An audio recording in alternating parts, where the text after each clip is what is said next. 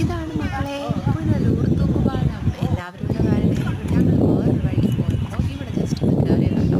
ഞാനിതുവരെ കണ്ടിട്ടില്ല, കൊല്ലങ്കാരിയൊക്കെയാണ്, പക്ഷെ ഞാനിതുവരെ കണ്ടിട്ടില്ല. So I enjoy this place a lot and I love this place. Thank U.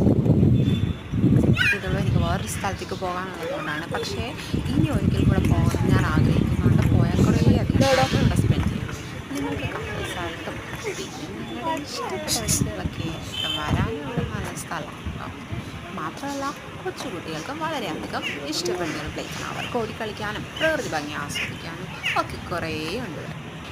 120 metre നീളമുള്ള ഈ പാലം വാഹന ഗതാഗത യോഗ്യവുമാണ്.